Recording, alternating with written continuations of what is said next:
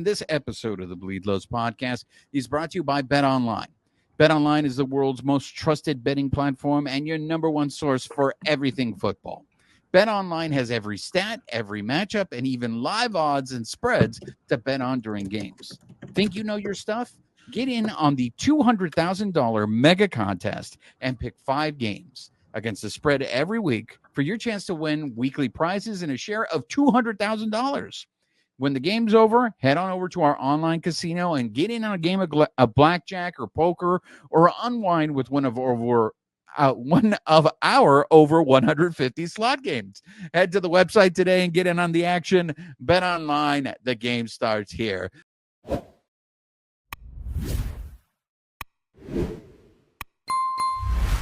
And the Los Angeles Dodgers cap off a really great weekend, which it was looking very doom or gloom until the very final inning, until Shohei Ohtani and Mookie Betts go back-to-back to walk off the Colorado Rockies in the series finale on Sunday. They take 2 of 3 against their National League Division rival. They stay 3 games ahead of the San Diego Padres. They have an off day coming up on Monday until they welcome those Padres to Dodger Stadium for the final 3 games of the 2024 regular season at home before they shoot back out to Colorado to close out the entire season for a short 3-game series there as well.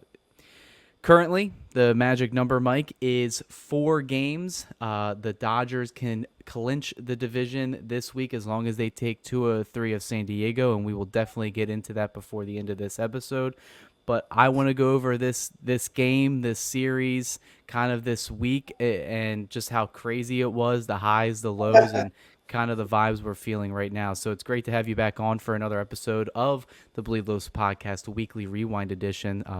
But let's get started with it. This series in general, how important was it to not only just, take the series, take 2 or 3 games, but kind of win in the fashion that they won today? I think it was very important for the Dodgers to come out and get the wins that they got. Honestly, I was thinking and hoping that they were going to sweep the Rockies, which they didn't. Game 2 was not very good in regards to an offense performance from the Dodgers.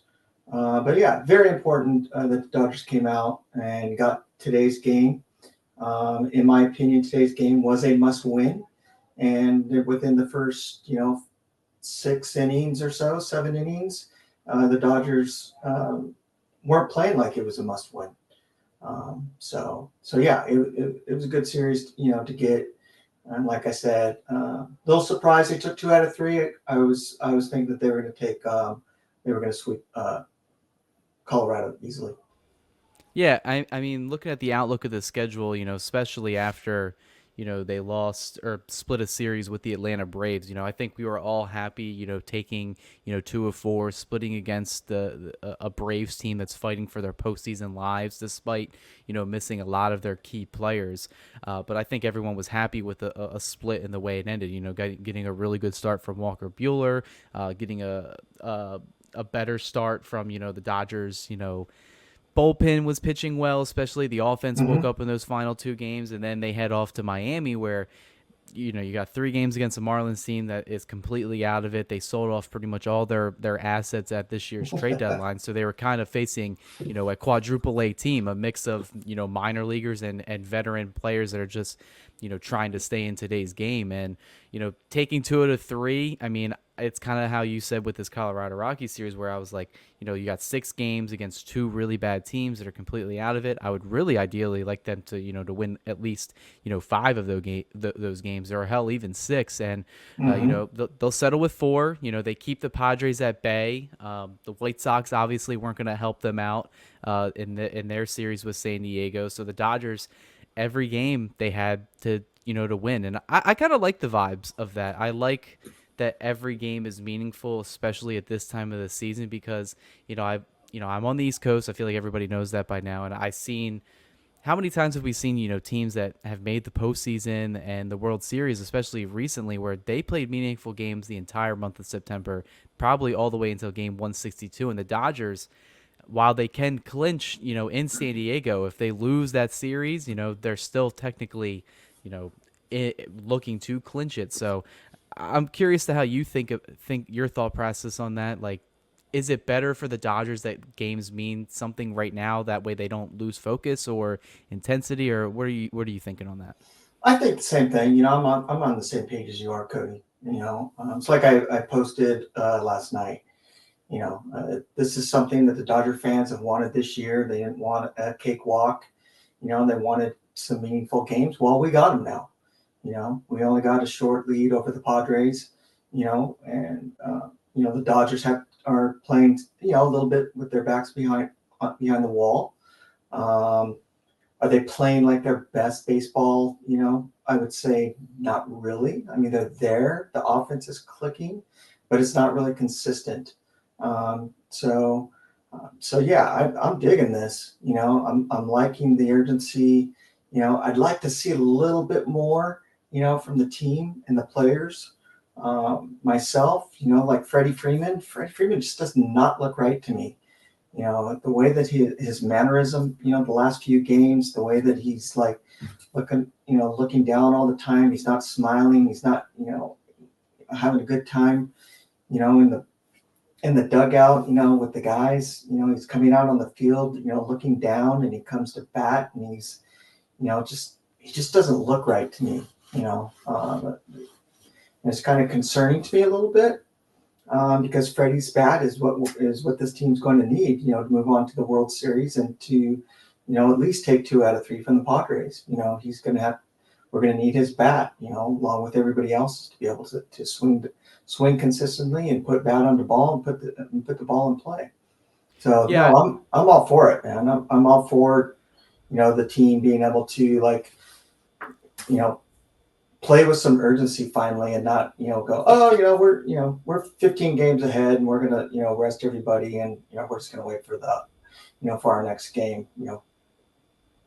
Yeah, I agree with the Freddie Freeman take. It does look like he has, something going on. I don't know if it's mechanically or mentally. I'm willing to say it's more mental than anything, just because, Mm-hmm. I mean, let's give the guy, a break, Dodger fans, of all the stuff that he's dealt with this season. He's got the hairline fracture on his middle finger.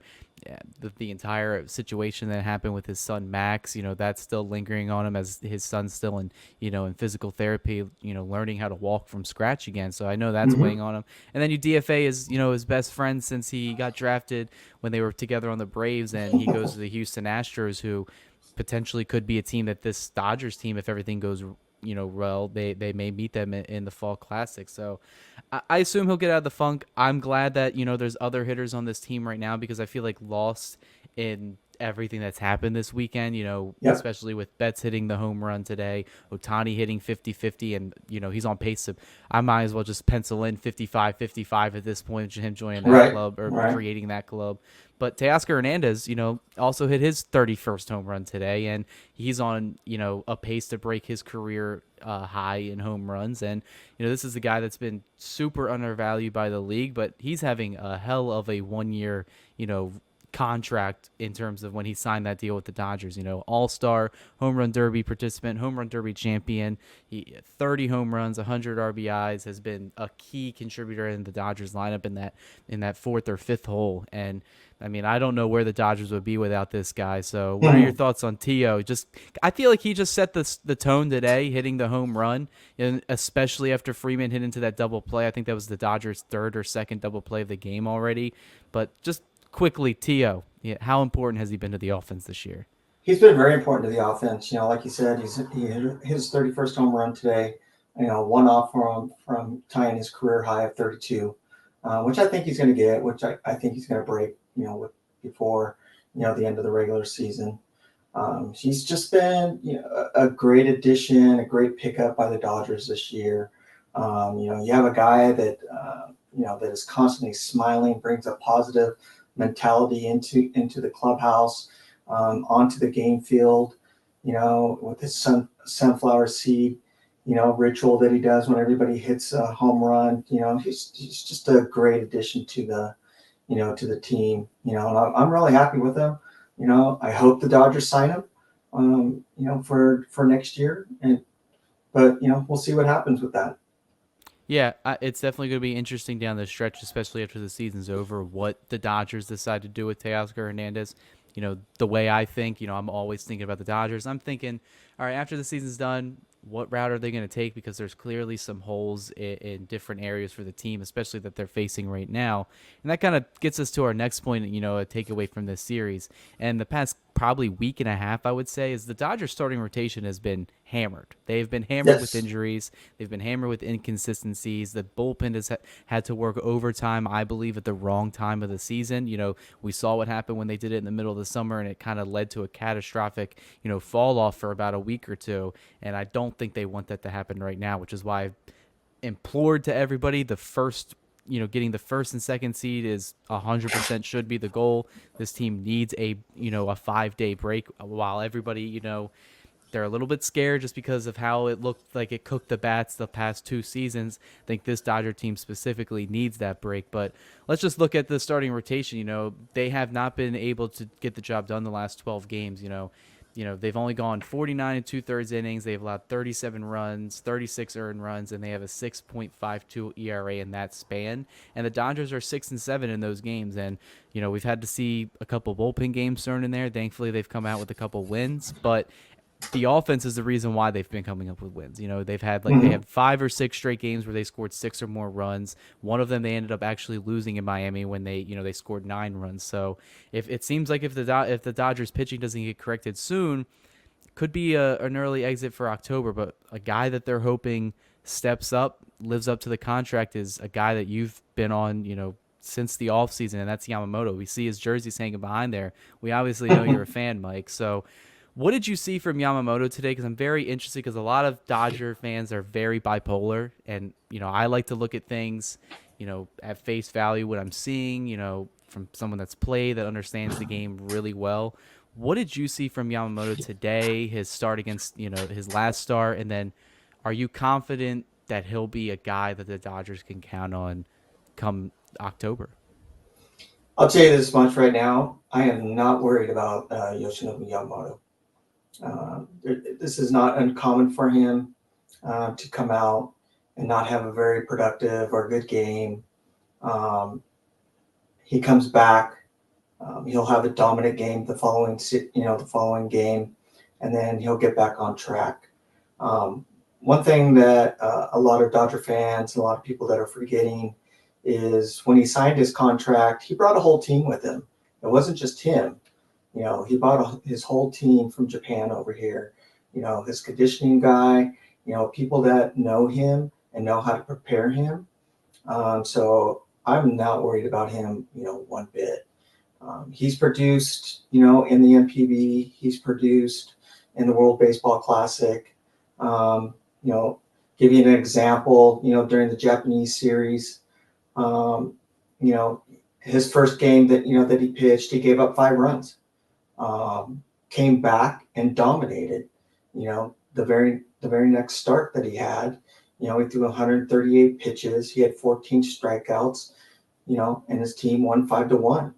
During that series, and he can produce that way, and he's been doing it, ever since he's been pitching in the NPB, in the World Baseball Classic, and in the Olympics also. During the World Baseball Classic, it's the same thing. He pitched 7 innings in World Baseball Classic. He only gave up 2 runs. He had a total of 12 strikeouts during that time. He did way better. I shouldn't say way better, but he did better than everybody's talking point of Roki Sasaki. Where Sasaki only had a 3.52 ERA. In 7 innings pitched, and gave up 7 hits and 4 runs and a home run and only 11 strikeouts.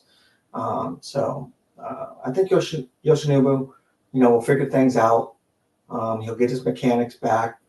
This is what his third or fourth game after coming off of missing 3 or 4 months of the season. And I think that he's going to come back, and he's going to come back strong, and he's going to dominate. He's going to be a pitcher that I've known, that I've watched in the NPB, that I watched in the World Baseball Classic, and I'm looking forward to seeing him and for him to put on a display that a lot of people have seen. Yeah, I agree with you 100%. I have confidence in Yamamoto. I think he'll be fine come October when the playoffs start, and whoever they're versing, whether he's starting game one or game two.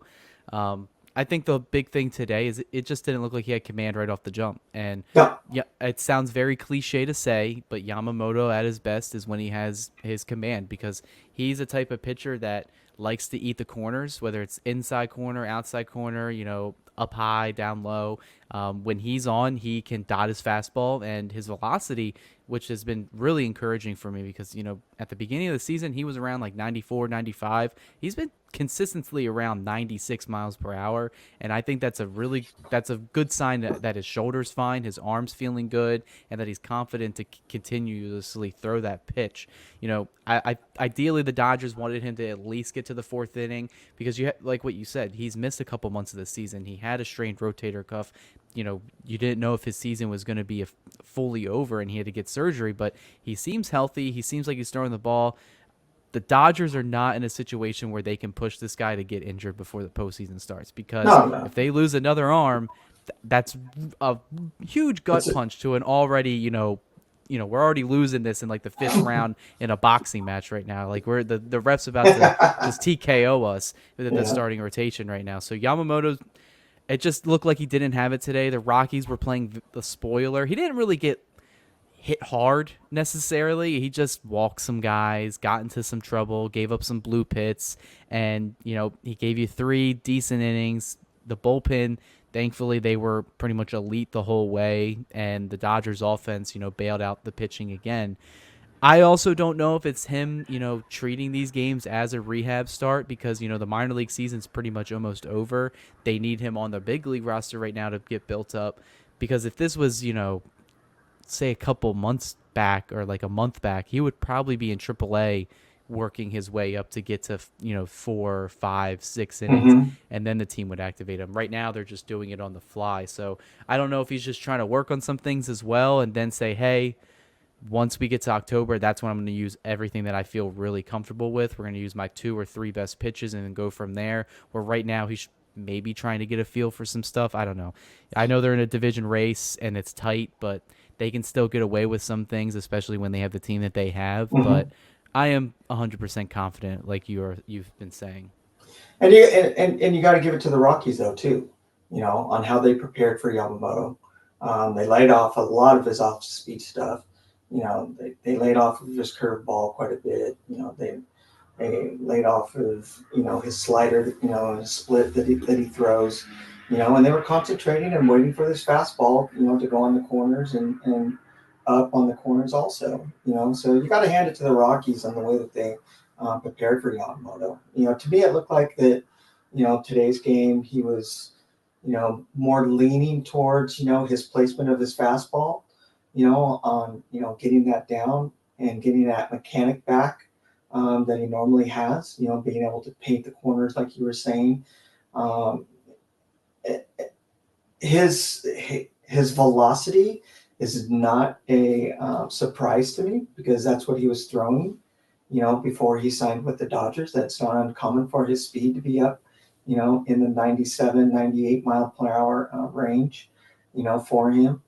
So I'm not really surprised about the velocity he has, but I get what you're saying is, coming off of, the shoulder, and being able to throw that. Yeah, it's very impressive. But no, you got to hand it to the Rockies, for their preparation that they did against, Yamamoto, and he just didn't have it today. He even stated it, after the game and during his interview. His mechanics were off, and he knows what he needs to work on, and he'll be ready for the next game.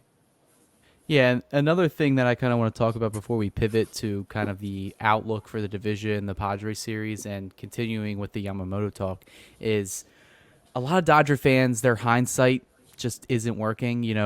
I tweeted out about it with the Glasnow situation where everybody was coming at the front office's head saying, why do we trade and extend this guy? And I was like, guys, go back a couple months, go back to winter. You were clamoring for this guy. He was the right guy to get. I stand by that statement. Should they have built off and got more arms? Probably. I don't think they got enough arms at the deadline. You can critique him for that. But in terms of, stuff, everything, Glasnow was fine.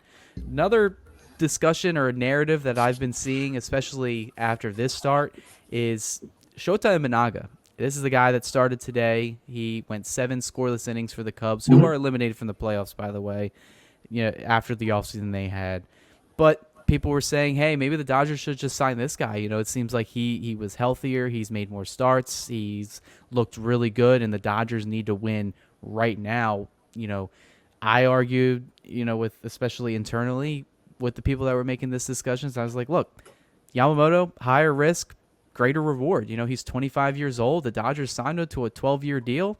They know they're in this for the long haul, and I know people don't want to hear that, but if they don't put it all together this season, they have him for 11 more seasons. But I'm interested to see your debate with Imanaga versus Yamamoto, especially considering the Dodgers' goals and where they do want to win a championship either this year, next year, or the year after that. Do you still think they made the right choice for Yamamoto? I'm assuming you're going to say yes. Well, I've written articles on both of them. I've been following both of those guys, along with Roki Sasaki also. I'm not trying to pat myself on the back. 2 years ago, I was in Dodger chats and podcasts. Asking the host, hey, what do you think of Roki Sasaki? And they're like, oh, who's that? So. As far as Imanaga, I was kind of hoping that the Dodgers would pick up both of them, but I always thought the Dodgers were going to go off of Yamamoto. Yamamoto's career in the NPB was way better than Imanaga's was. The big knock on him was, in the NPB is, he gave up a lot of home runs, which you kind of saw when the Dodgers played against. When he plays against the Dodgers this year. I mean, that was the Imanaga that I knew. The Cubs series against the Dodgers, where him and Yamamoto went head to head. That's the Imanaga that I seen pitch in the NPB. I am truly surprised on how well that he's doing in the major leagues. He's doing great. I'm totally happy for him. He's a great pitcher. He's seems like a great human being. During the World Baseball Classic again, during the Olympics, he was not one of the top starters. He was a number 4, number 5. It went, Yamamoto, Ohtani, Sasaki, and then Imanaga. So I mean, like I said, I'm really surprised at him, and like I said, I'm totally happy for him. But I think the Dodgers made the better signing for Yamamoto. And like you're saying, it's going to pay off a lot more, in years to come. Yes, it has taken Yamamoto a little bit longer to adjust, and the injury didn't help him out any.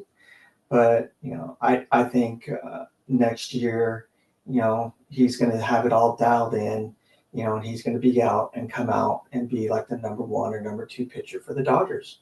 For the next 3 or 4 years.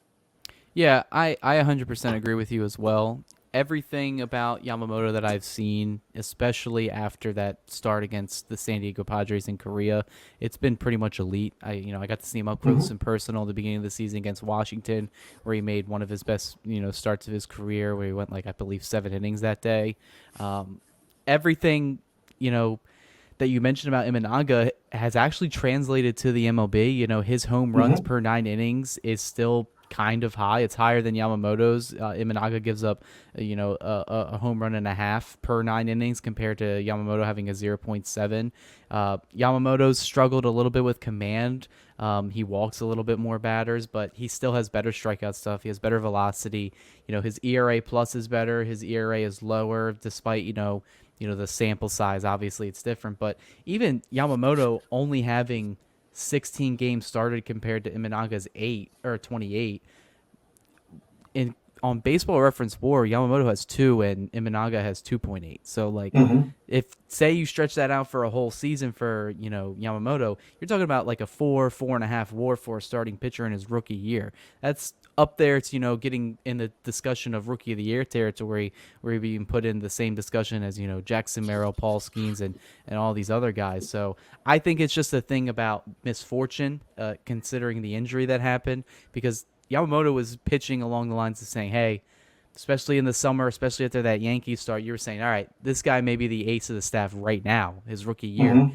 And I think another thing that Imanaga has going for him is that you can't bet against the veteran. You know, he is 5 years older. He's 30 years old. He's throwing Yep. the ball. He knows his body better than, anybody. And Yamamoto is still working. He's still a young guy. He's still working to realize, the limitations of his body, how far he can go, where he needs to be a pitcher that makes, 25 to 30 starts a season. And it just didn't happen in year one. And fortunate for him is that once he gets, potentially one more tune-up start to get ready for October, where it really matters, where he really makes the money is October. If he can give the Dodgers at least one start per series, if they ended up going on a championship run, the Dodgers will 100% take that right now because of, what's happened to their starting rotation.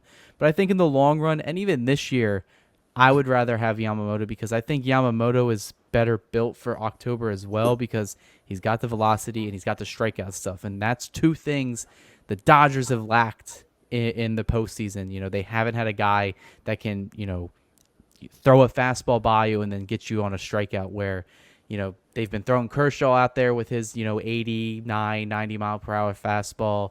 Bobby Miller just didn't have command last year. Lance Lynn, Homer happy Lance Lynn. We saw what happened with that. Mm-hmm. Even with the Dodgers' diminished rotation, I still have a lot of confidence in Yamamoto, even if he only gives you 5 innings. Like, I feel like I would be fine with that. Let the Dodgers bullpen, which is the best bullpen they've probably had in a while, let them take care of the rest, and then you hope the offense continues their hot streak. Because, guys, if the offense doesn't show up at all, they're not winning anyway. Well, I'm not going to be surprised if Yamamoto goes more than 5 innings. I'll be surprised if he pitches less than 5 innings. He's used to pitching up, 8, 9 innings a game, throwing 123, 130 pitches, in a game, especially in series, that count, and for championship times. You don't become a 5-time All-Star, a 3-time Japanese Triple Crown winner, a 3-time, Pacific League Golden Glove Award winner, and a 4-time Pacific League ERA champion, in the NPB, and that's what the guy is. He's dominant. This was his very first, I shouldn't say his very first injury, but this is probably his first major injury and adversity that he's had to go through, in his career so far. So yeah, he's going to have to make some adjustments, that's there, and Managa does not have those types of accolades.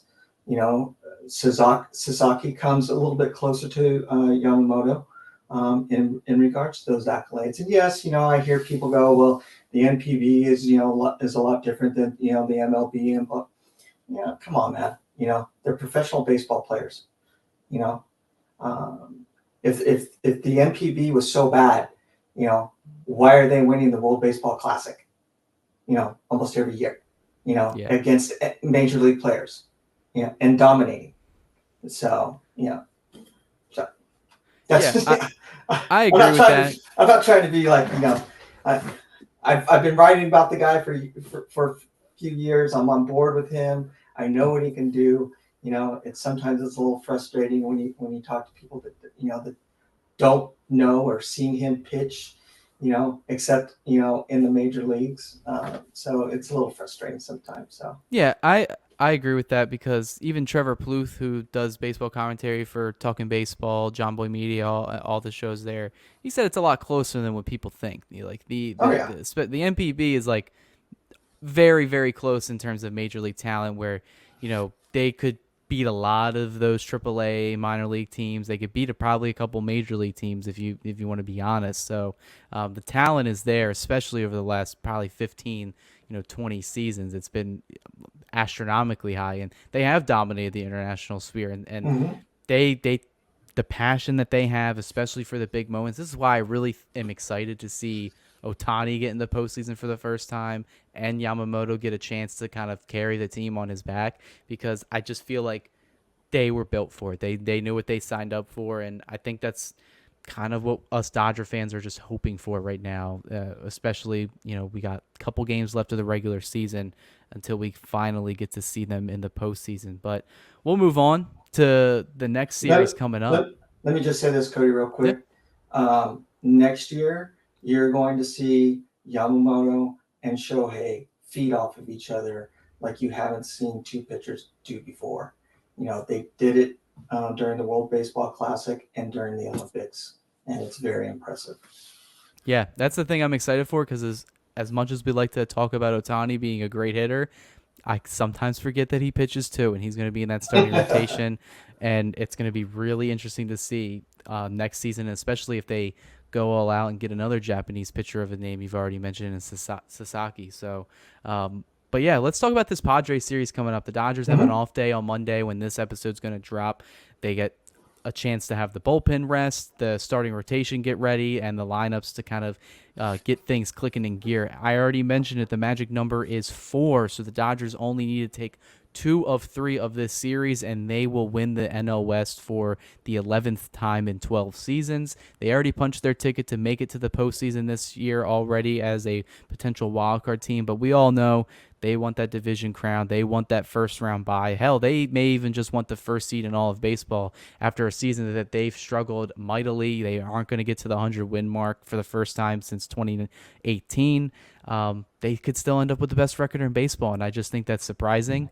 I wouldn't say surprising. I just think the rest of the league just didn't take advantage of the Dodgers not at full strength, and they could be possibly about to pay for it if everything goes well. But the Friars, they are coming to town. The Dodgers have not fared well against the Padres this season. In their 10 meetings already, the Dodgers have only won a measly 3 games, and one of them was in a whole other country. Confidence level coming into this series, because the rotation that the Padres will be sending for those 3 games are their best starters in Michael King, Dylan Cease, and Joe Musgrove, and the Dodgers will be sending Landon Knack in Game 1 and Jack Flaherty in Game 2, and it's been announced, I believe, by Dave Roberts that Buehler will go on 4 days rest the first time this year for Game 3. Wow. Do you think they clinch this series, the division this series? Part of me thinks that they'll take 2 out of 3, but I won't be surprised if they only take 1 out of 3. And it's all going to depend on the players themselves. This series that we've talked about, with the Rockies, they didn't come out with no sense of urgency, in my opinion. It seemed like they played down to the opponent once again. The Dodgers will not win, and they'll get swept if they do what they did, against the Rockies in this 3-game series, leaving 20 runners on base, going 3 for 17 with runners in scoring position. You're not going to win against the Padres, with that. The Dodgers are going to need to come out and hit the ball, be consistent with the ball, not trying to hit the ball over the fence every single at bat, playing a little bit of small ball, mixing it up. The team needs to mix the game up a little bit, but when it's needed, hit the ball into the gaps, move the runners around. It's like when I talk with, with my friend who's a coach, he's always telling me they're not, handing the baton off right now. All they're doing is just going and going and going. And that's what this team needs to do to move forward and go deep into the playoffs if they want to go into the World Series. But, let's face it, the Dodgers are hurt. The pitching has been decimated, but, by the injury bug, and you got to hand it to Dave Roberts, in the Dodgers organization, to put this team where they are right now is very, very impressive no matter what happens. They could very easily not even be in the playoffs. Any other team, what I think, with the amount of injuries and the diversity that they went through, would not be in the situation in which the Dodgers in right now. Yeah, they don't even have to look very far, because one of the arguments I've made is everybody likes to toot the Braves horn because of their injuries that they've had. Dodgers have had more players on the IL than they've had, and they've had more time missed on the IL than the Atlanta Braves. And the Atlanta Braves, they look like a shell of themselves this year. They're currently out of a playoff spot right now. They are behind the New York Mets and the Philadelphia Phillies in the division, and they're behind, in the, they're technically in the 4th spot of like the 3 wild cards. So Yeah, I think if any other team was in the predicament that the Dodgers were this season, given the amount of things that happened, and you can go all the way back to the game one of the damn season with the whole Ippei and Ohtani story, Right? the Yeah. injuries, it just feels like some negative aura is always following this team since they won that World Series. I'm kind of concerned that they may have signed a deal with the devil and they're going to have to deal with something for the next 10 years. But yeah, I think a lot of people like to shit on Dave Roberts, but I won't because I've met him up close. I've talked to him, Mhm. and I see what they've done this season, and not many other managers will be able to get by that. And I've done the same. So, during spring training this year when I was there, I was able to go in the clubhouse and talk to some of the players. I got to talk to Dave Roberts a little bit. Not anything crazy, but the guy's very personable. Not afraid to talk to people. You know, in my opinion, I think he's the leading candidate for manager of the year this year. For the diversity, that the team's gone through and leading the team to the best, record right now. I don't know what the score is for the Phillies game as we're talking. Being a half a game up on the Phillies for the number one spot in the NL. You know, come on. You got to give the guy props, for it. Does he do everything great? No, he does have his little quirks, here and there. I hope he doesn't go back to, wanting to play my guys, during this time, bringing in Clayton Kershaw when he doesn't need to bring him in, to where other players are hot and, pitchers are, are jiving, oh, let's throw Clayton in there to see what he can do. No, don't do that, you know. But I think, the Padres series, honestly, I think they'll take 2 out of 3. We'll see, especially after the boost that they got from Shohei and Mookie after today's game. With Shohei hitting the home run, and then Mookie hitting the walk-off. I think that's a big boost to the Dodgers right now, and it boosted that clubhouse. And they went into the clubhouse going, okay, we got a team that's going to come in. Do we want this or do we not? Are we going to play for it? And are we going to try our hardest, to move into the number one spot and get the bye? Yeah, I think going off of everything you just said is the post game interview with Mookie Betts, this team scoreboard watching. They brought it up to say, hey, the Padres, you saw the score out there. They won. How important was it to win this game? And Mookie Betts admitted to it. He said, yeah, we saw the score. We knew that this was coming in. This was kind of a must win. But then, entering that, 8th and 9th inning, you see the Padres ended up taking the lead over the White Sox, unfortunately, who tied a major league worst in losses today. Unfortunate for them. Fortunate for Miguel Vargas. But yeah, the Dodgers knew that they needed to win today, and I think coming into this series, we already said it. They needed to at least win 2 out of 3. We would have loved the sweep, but if they couldn't get the sweep, they definitely needed to take the rubber match today because you cannot have San Diego come into Dodger Stadium with only a 2-game deficit on their hand because I just feel like it wouldn't bode well for the Dodgers. Now I feel like you're kind of in the driver's seat because even if you only take 1 of 3 in this series, you drop the magic number to 3. You go to Colorado for a 3-game series where the Dodgers have played really well in Coors Field. However, the Rockies could still play spoiler, but the D-backs and Padres are going to face each other for a 3-game series where they're going to try to kill each other because they got playoff implications. The wild card spot isn't guaranteed for either of them right now because of the way the Mets and the Braves are still playing. So a lot of things are going the Dodgers' way right now, especially since they took this win and keeping the magic number or keeping the game lead at 3. But I think they do it. I think they do it at home. I think it's really important if they take that first game in the series, get a win for Landon Knack. Hopefully he can take another step forward after that Marlins game, after he rebounded when he kind of gave up 5 runs against the Braves. And then you got Jack Flaherty versus Dylan Cease. I mean, that's a playoff game right there. That's a playoff matchup. You're the Dodgers, arguably the best and most healthiest starter, going up against one of the best starters in the National League in Cease, who's thrown a no-hitter this year, has flirted with it, I believe his last start.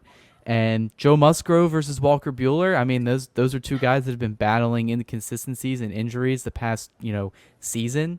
So I think if the Dodgers can get that first game, then you just say, hey, we just need to win 1 more, and the Padres' backs are against the wall in this situation. And then they can kind of rest up and, get ready for October because I feel like if they win 2 to 3 of the series and the Brewers lose like 1 or 2 more games, then they've pretty much locked up the second seed. So that's Mhm. what I'm hoping for. I'm hoping for a 2 out of 3. I would love a sweep. I think that would be a huge statement, but I'm not going to get too ambitious in my predictions here. I'll say 2 out of 3. I think they win game 1, and I think Bueller actually pitches a really good game because I think big game Bueller will show up in October, and You that's what I'm praying are for. That's what I'm praying you for. are you are exactly on the same level that I am.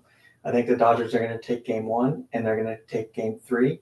And I think the most important series that's going to be coming out within the next 2 weeks is that Padres Diamondback series. They're going to beat each other up and they're going to be fighting, and that's going to be the series. It's going to determine, on how the playoff is bracket is going to be looked at. So I completely agree. I'm actually going to Tuesday's game, which is the first game of the Padres series. So Yeah. I'll be there for that game. It'll be a great series. It's going to be a playoff series. It's going to be a playoff series in September, and the Dodgers, I'm going to be honest with you, I think they'll see this team in the NLDS. I think the Padres and Dodgers will face each other because I'm under the assumption that the Dodgers are probably going to finish with the number 1 seed because I just look at the Phillies schedule, their strength. They're playing the Mets right now. Currently, while we're recording, the Mets and the Mm-hmm. Phillies are tied at 1 apiece. I think the Dodgers can sneak away with getting the number 1 seed, and what that entails is that means they are probably going to be playing the Padres in the winner of whoever gets that final seed in the wild card. So rematch of 2022 potentially, and that could be a big thing. And I've stated multiple times, I think mentally, I think the Dodgers just need to get past their demons. They need to not only not beat themselves, but beat the team that kind of started them feeling not like the Dodgers after they got embarrassed in San Diego 2 seasons ago. So Mm-hmm. we'll see what happens. Anything else about this series coming up that you want to talk about before we close out here? Like we talked about, I agree. I think Bueller's going to come out, and pitch, one of his best games, since coming back up from the IL.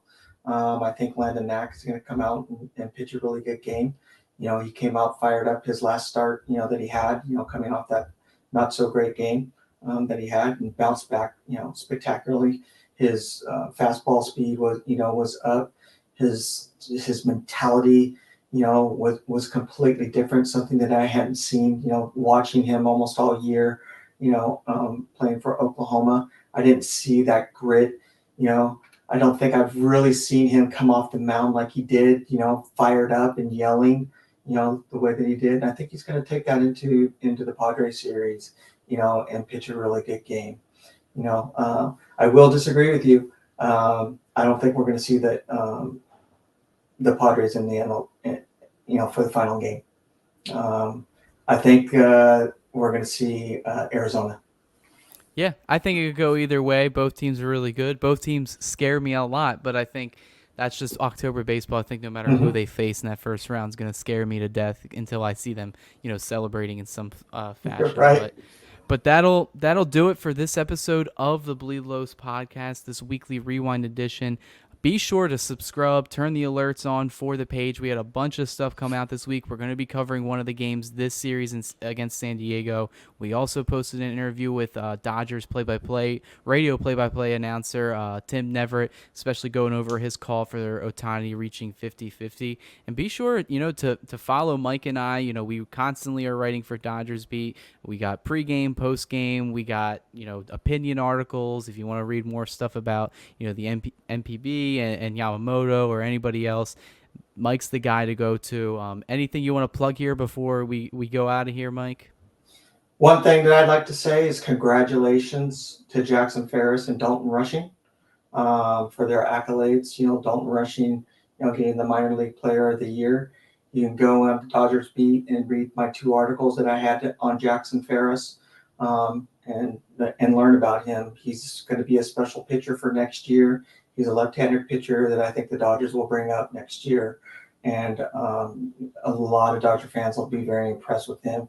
And I'm hoping Dalton Rushing comes up also. So, like I said, congratulations to both guys. They're well-deserved. Yeah, definitely catch up on those minor league guys. I think we're going to have to set up something, Mike, before the season's over, or especially when the AAA and the minor league seasons, they all conclude for the Dodgers, and kind of go over everything, because they had a really good year organizationally, especially with retooling, some of the trading away some guys like Michael Bush, who brought in Jackson Ferris. So good points there, and definitely check out those articles. But that'll do it for this. This was the last game of the season for all the affiliates from OKC's game today. Was it for all the affiliates? Yeah, so we'll definitely have to get caught up on everything and how the team, how the organization fared this year in terms of minor league baseball. But that'll do it for this episode, and we'll catch you on the next one. This episode has been brought to you by BetOnline. The game starts here.